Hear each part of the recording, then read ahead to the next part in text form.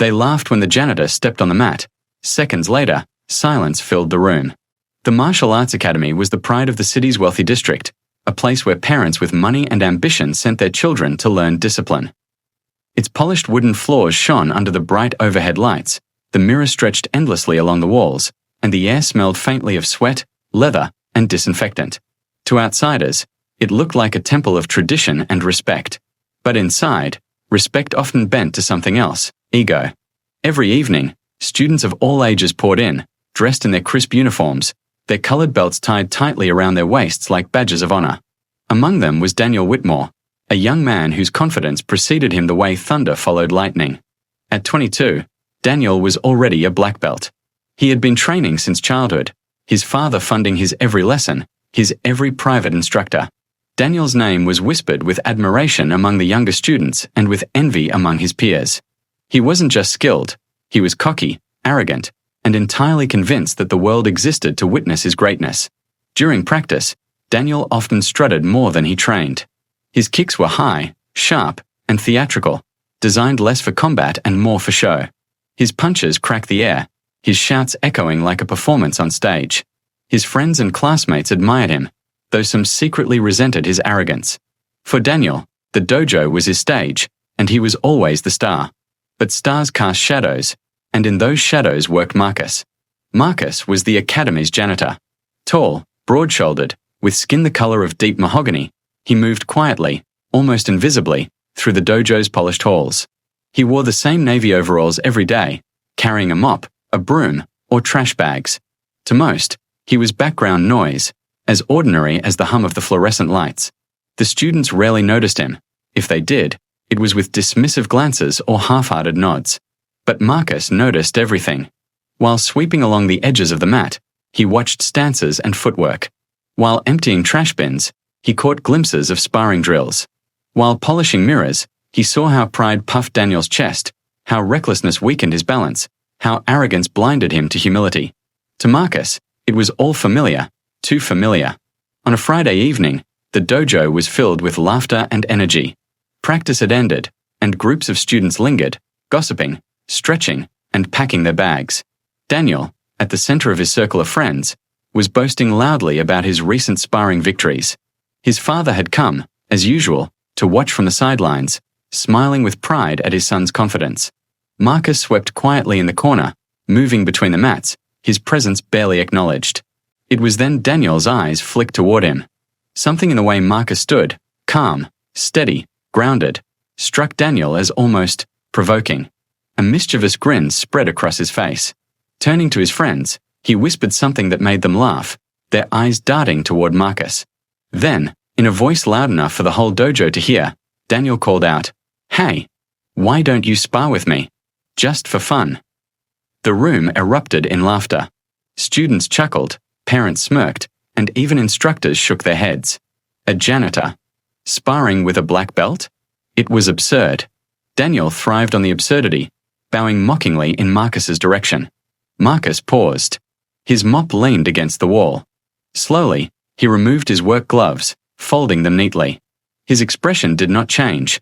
No anger, no amusement, only calm. Without a word, he stepped onto the mat. The laughter grew louder. Students whispered, "This will be hilarious." They expected a quick, humiliating defeat. An old janitor against the dojo star. It was a comedy waiting to happen. But as Marcus stood opposite Daniel, something shifted. His posture was effortless, his stance relaxed yet unshakable. He looked not like a man about to be embarrassed, but like someone who had stood on mats far older and far rougher than these. Daniel smirked, bouncing lightly on his feet, his fists raised. His friends cheered him on, chanting, "Show him, Danny." The match began. And within seconds, everything the students thought they knew began to unravel. Daniel lunged forward first, his movement sharp and flashy. He launched a powerful front kick, confident it would knock Marcus back before the man even had time to react. But in a blur, Marcus shifted his weight, stepping aside with grace so smooth it looked rehearsed. Daniel's kick sliced through empty air, leaving him off balance. The laughter in the room faltered. Students glanced at one another, confused. Surely that was just luck. Daniel quickly regained his stance, his grin faltering into something tighter. He threw a series of punches, fast and aggressive, each one designed to overwhelm. Yet Marcus's body flowed like water. His arms deflected with minimal effort, his feet glided across the mat, his breathing calm and steady. Every strike Daniel threw seemed to meet not resistance but a void, as if Marcus simply wasn't there. The dojo grew quieter. The smirks began to fade. Daniel, frustrated, pushed harder. He spun into a roundhouse kick, one of his showiest moves. But again, Marcus anticipated it, stepping inside the arc of the kick with uncanny precision. He tapped Daniel's leg with a gentle nudge, and the young black belt tumbled awkwardly to the mat. The thud echoed like a gunshot. Gasps filled the room. A few stifled laughs emerged, but they weren't aimed at Marcus. They were aimed at Daniel. Red-faced, Daniel scrambled back to his feet. His pride burned hotter than his sweat. He attacked again, this time recklessly, his strikes wild and desperate. But the harder he pushed, the calmer Marcus became. It was as though Marcus had stepped into a rhythm invisible to everyone else, a rhythm that controlled the fight. Daniel lunged. Marcus sidestepped.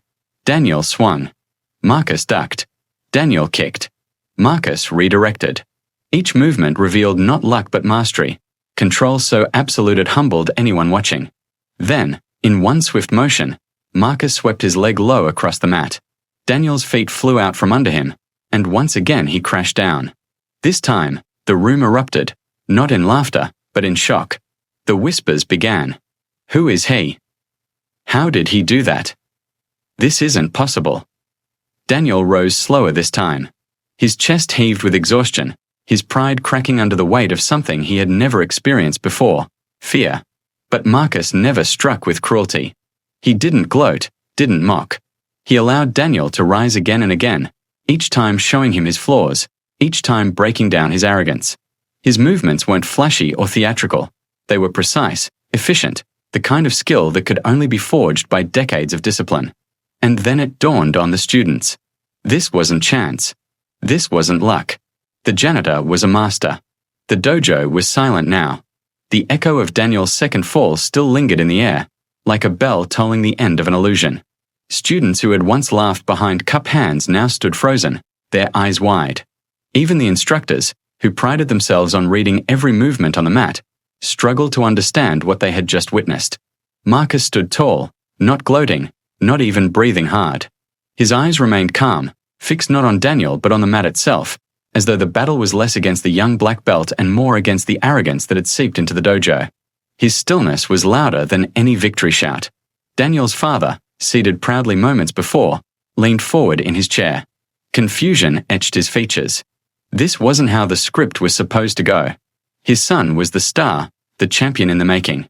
How could a janitor, a man he'd dismissed 100 times without thought, dismantle Daniel's pride in front of everyone? Whispers filled the room. Where did he learn that? He moves like he's trained his whole life.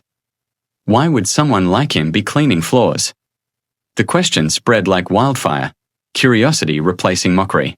For the first time, the students truly looked at Marcus, not as a background figure, not as a shadow with a mop, but as a man with presence, skill, and power. Daniel, humiliated and red-faced, staggered back into stance, but even his friends saw the tremor in his hands. His confidence had been fractured. He circled Marcus again, trying to summon some spark of the dominance he had always enjoyed. But Marcus simply waited, grounded, steady, unshaken. And then, an instructor spoke. His voice was low, careful, but it carried through the silence. I've seen movements like that before. The crowd turned. The older instructor, who had trained overseas decades ago, was staring at Marcus with narrowed eyes, as though recognizing a ghost. That's no ordinary defense. That's combat discipline. Military precision. Gasps followed. Heads swiveled back to Marcus. The janitor said nothing. He hadn't volunteered anything, hadn't sought attention. Yet his silence was an answer in itself. Daniel lunged again, desperate to salvage his pride, but Marcus intercepted the strike with minimal effort. This time, however, he held Daniel's wrist, not painfully, not cruelly, but firmly, in a grip that communicated experience beyond belts and trophies. For a moment, time froze.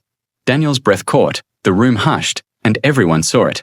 the unshakable steadiness of a man who had walked through real battles, not just choreographed sparring sessions. Marcus released Daniel and stepped back, his expression unchanged. He gave no explanation, no speech. But his silence carried the weight of a hidden life, a past of discipline, training, and hardship far beyond the walls of this polished dojo. The students no longer looked at him as a janitor.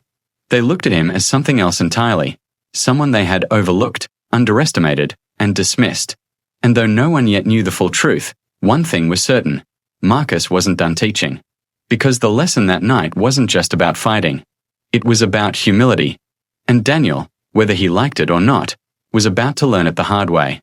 The dojo air had grown heavy. What had begun as a playful humiliation of a janitor had turned into something none of them could explain. The whispers of the crowd blended with Daniel's ragged breaths as he circled again, sweat dripping from his forehead, humiliation burning hotter than the ache in his body. Every eye in the room was on him. The students, the parents, his instructors, his father. He couldn't, he wouldn't, let himself be remembered as the black belt who was broken by a janitor. With a roar that cracked through the silence, Daniel launched forward with every ounce of fury he could summon. His kicks were faster, sharper, more desperate. His fists blurred in the air, each strike carrying not just technique but the rage of wounded pride. He wasn't fighting to spar anymore. He was fighting to reclaim his place, to erase the shame. But Marcus didn't move. His feet rooted themselves to the mat like ancient oak roots. His eyes never blinked. His posture remained unshaken. Where Daniel was a storm of reckless energy, Marcus was the calm at the center. Every strike Daniel threw, Marcus redirected with precision. Not flashy counters. Not crushing blows. Just subtle movements, shifts of the wrist, pivots of the hips, the effortless redirection of energy. The room fell into stunned silence, except for the thud of fists against empty air and the sound of Daniel's gasps as he fought himself into exhaustion. Then, it happened. Daniel threw a spinning kick, the kind meant to end sparring matches in a dazzling show of dominance. But Marcus stepped inside the arc, caught Daniel's momentum mid-spin, and with a single, fluid motion, brought him to the mat. Not slammed. Not injured. Just placed down with a mastery so gentle yet undeniable that it left no doubt. Marcus was in complete control. Daniel lay flat on his back, staring at the ceiling, his chest heaving. The dojo was silent. His friends who had once cheered for him didn't dare breathe. His father's proud posture collapsed into disbelief. And Marcus, still calm, still steady, stood over him, offering no explanation, no gloat, no judgment. Only silence. But in that silence, everyone understood. This wasn't luck. This wasn't a fluke. Marcus had carried something into that dojo that none of them had seen before, a discipline forged in places far harsher than their practice mats, a skill that came from battles fought not for trophies, but for survival, for dignity, for life itself. Daniel sat up, his pride shattered, his chest heaving. For the first time in his life, he wasn't looking down on someone. He was looking up. The crowd erupted, not in laughter this time, but in stunned murmurs, in gasps of awe. Even the instructors bowed their heads slightly, recognizing mastery when they saw it. And then, the moment that sealed everything, Marcus bowed. A respectful bow, the kind that transcended status, belts, or titles. A bow that told the room, this wasn't about humiliation. This was about teaching. About respect. About reminding them of a truth they had forgotten. Strength without humility is nothing. The room stayed silent, breathless, frozen in the aftermath of what they had just witnessed. Because no one expected a janitor to humble a champion. And yet, he had. The dojo had fallen into an eerie stillness. For a place that once echoed with laughter, taunts, and arrogant pride, the silence now carried weight, like the final note of a symphony that lingered in the air, demanding reverence. Daniel sat on the mat, head bowed, his chest still heaving with the aftershocks of both exhaustion and humiliation. For the first time in his young life, the world wasn't laughing with him. It was watching him reckon with the truth he had tried to bury beneath belts, trophies, and privilege. He had been stripped bare, not by aggression, not by cruelty, but by mastery too undeniable to challenge. And Marcus simply stood there. No raised fists. No celebration. No smug grin of victory. Only stillness, his breathing calm, his eyes soft. The bow he had given moments ago echoed louder than any words could have. He hadn't come to embarrass anyone. He hadn't come to prove anything. He had only responded when called upon, showing the world what strength looked like when it was fused with humility. Slowly, the whispers began. A student at the back murmured to another, not mockery this time, but awe. Parents exchanged glances, their faces pale with realization. Even Daniel's father, once the loudest in his son's corner, stood frozen, unable to reconcile what he had just seen. Because what Marcus displayed wasn't just skill. It was history. It was the echo of struggle, the discipline of a man who had endured hardships none of them could imagine. Every movement, every controlled breath, every patient deflection was born from a lifetime of battles. Not in front of crowds, but in silence, when no one clapped, and survival was the only reward. And slowly, the power dynamic of the entire room shifted. The students who once looked at Daniel with blind admiration now stared at Marcus with a respect so deep it bordered on reverence. In their eyes, he wasn't just the janitor anymore. He was a master, an unacknowledged teacher whose lessons carried more weight than any belt or certificate. Daniel rose to his feet at last, his pride shattered but his spirit strangely lighter. The arrogance that had defined him for so long was gone, replaced by something unfamiliar, humility. His gaze met Marcus's, not as a challenger, not as a victor seeking revenge, but as a student who had just been taught a lesson he would carry for the rest of his life. The bow Marcus had given him earlier wasn't just a gesture of respect. It was an invitation, an unspoken reminder that true strength doesn't divide, it elevates. That discipline isn't about domination, but balance. And though Daniel didn't say a word, his trembling bow in return was enough. That night, the dojo's walls bore witness to something greater than a spar. They saw arrogance humbled, prejudice dismantled, and an entire room learned that respect knows no uniform, no status, no color. Marcus left quietly, the same way he had entered. No applause followed him, no chance of victory. He picked up his mop, his bucket, and returned to the shadows as though nothing had happened.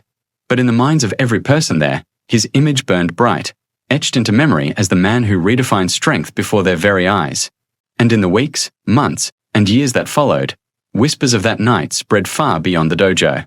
Stories grew, retold again and again, about the janitor who defeated the champion, about the quiet man whose silence spoke louder than any roar. Some embellished it, some doubted it, but those who had been there never forgot, because they hadn't just witnessed a fight. They had witnessed a lesson that strength without humility is weakness. A lesson that respect is earned, not given. And above all, a lesson that greatness doesn't always wear the clothes of privilege. It often hides in the shadows, waiting for a moment to reveal itself.